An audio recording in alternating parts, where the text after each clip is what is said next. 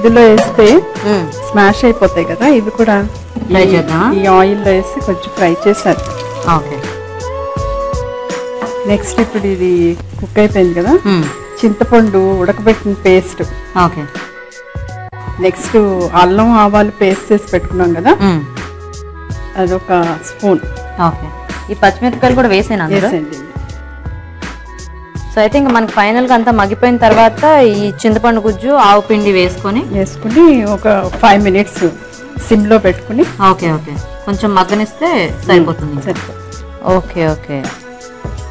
ఓ మనకి కంద బచ్చలి రెండు కూడా మనం ఉడకబెట్టేసి కొంచెం పేస్ట్ లా చేసాం కాబట్టి మనకి అదంతా ఇంకా కలుపుకోవడానికి గుజ్జులో సరిపోతుంది అన్నమాట. సరిపోతుంది. ఓకే. ఓకే. ఎక్కువ టైం కూడా పట్టదు. మూత పెడదామా? ఇప్పుడు ఉడికిందేమో చూద్దాం. ఓకే. ఓకే, ఎగిరిపోయిందంటే స్టవ్ ఆఫ్ చేసేయచ్చు. బౌల్లో తీసేద్దామా?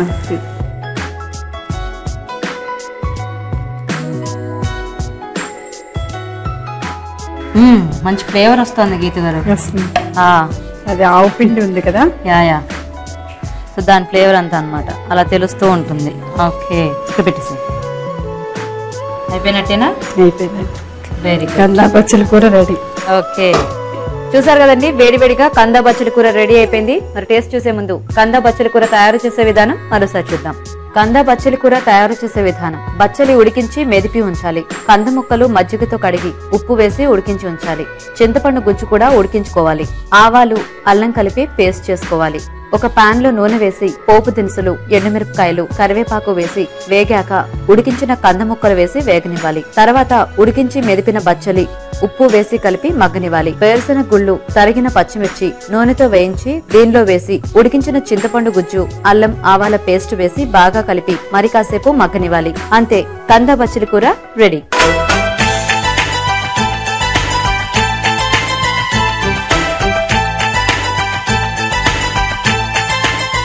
ఓకేనండి, కంద బచ్చలి కూర తయారు చేసే విధానం చూసారు కదా.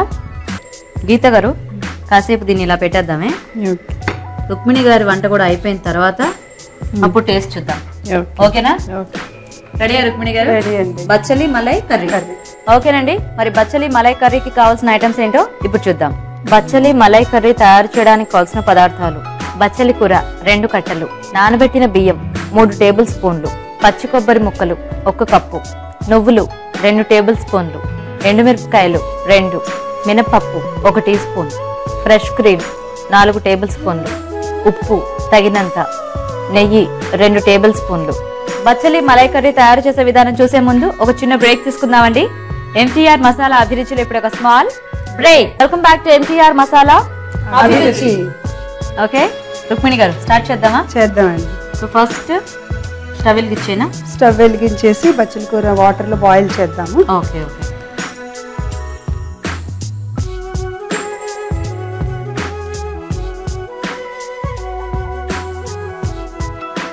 సరిపోతుంది. సాల్ట్ వేసి మూత పెట్టేద్దాము. 2 minutes లో బాయిల్ అయిపోతుంది. ఓకే. ఓకే. ఇది బాయిల్ అయ్యే లోపల కూర కావాల్సినవన్నీ గ్రైండ్ చేసేసుకుందాం. ఓకే. రైస్, నానబెట్టిన బియ్యం, పచ్చి కొబ్బరి, కూరకి ఎంత కారం అవసరం అనుకుంటే అంత కారం, నూలుపప్పు, ఇవన్నీ కలిపి గ్రైండ్ చేసేసుకోవాలి. ఓకే. ఓకే. అవును, బియ్యం ఎందుకు నానబెట్టుకొని పెట్టుకున్నారు? దానివల్ల కూర థిక్నెస్ వస్తుంది.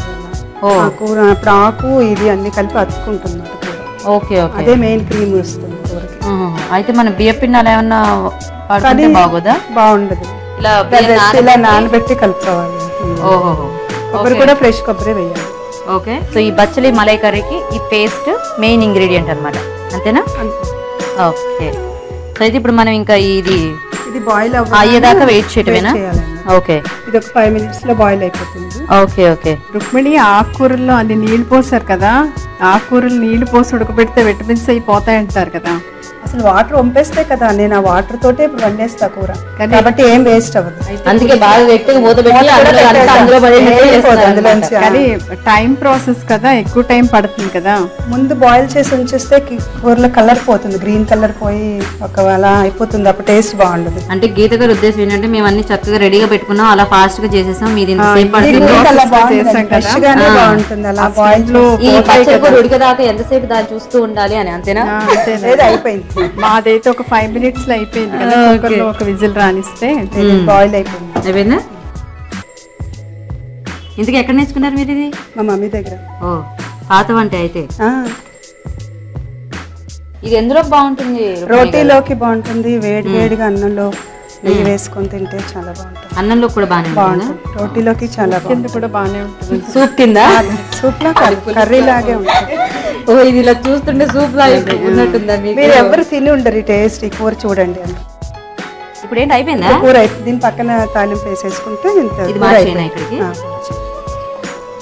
స్టవ్ ఇంకా దానికి ఆన్ చేయట్లేదు, బాయిల్ అవ్వటమే మనకి లేట్, కర్రీ అయిపోతుంది. 2 minutes అయితే ఇది కూడా చెప్తాను కదా, ఫాస్ట్ గా అయిపోతుంది అంటే బాయిల్ అవ్వడానికి. అబ్బో గీత గారు చాలా సైలెంట్ గా ఆకూడటం 1/2 hour కానీ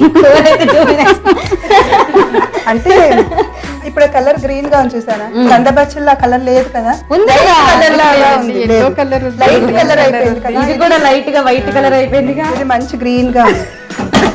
ఇప్పుడు ఏం వేస్తున్నారు అందులో? నెయ్యి వేసి కొంచెం మినపప్పు, తాలింపు, అంతే. ఓకే, ఓన్లీ మినపప్పే అంతే, ఇంకేం అక్కర్లా. ఇంకేమక్కర్లేదు.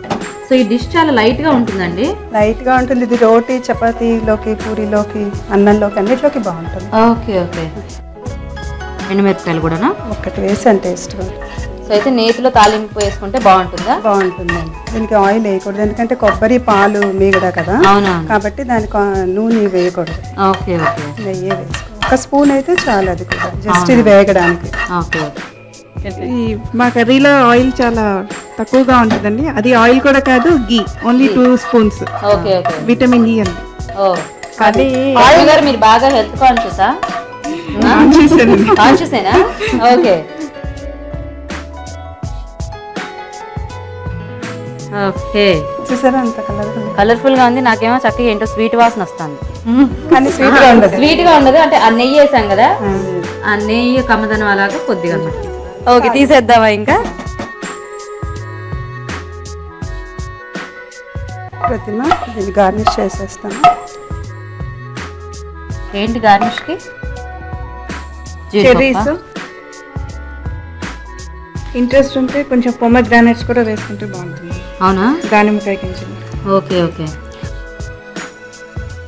ఓకే. మీరు కూడా ప్లేట్ చక్కగా డెకరేట్ చేశారు. Thank you. ఓకేనండి, మరి ఫైనల్ గా బచ్చలి మలై కర్రీ కూడా రెడీ. టేస్ట్ చూసే ముందు ఈ కర్రీ తయారు చేసే విధానం మరోసారి చూద్దాం. బచ్చలి మలై కర్రీ తయారు చేసే విధానం: ఒక పాన్ లో తరిగిన బచ్చలి కూర వేసి తగినన్ని నీళ్లు పోసి ఉప్పు వేసి ఉడికించాలి. నానబెట్టిన బియ్యం, పచ్చి కొబ్బరి ముక్కలు, నువ్వులు, ఎండుమిరపకాయలు కలిపి పేస్ట్ చేసుకోవాలి. ఈ పేస్ట్ ను ఉడుకుతున్న బచ్చలి కూరలో వేసి దగ్గర పడే వరకు ఉడకనివ్వాలి. దీనిలో ఫ్రెష్ క్రీమ్ వేసి కలపాలి. మరొక పాన్ లో నెయ్యి వేసి మినపప్పు, ఎండుమిరపకాయలు వేసి వేగనిచ్చి బచ్చలి కూర మిశ్రమంలో వేసి పోపు పెట్టుకోవాలి. అంతే, బచ్చలి మలై కర్రీ రెడీ.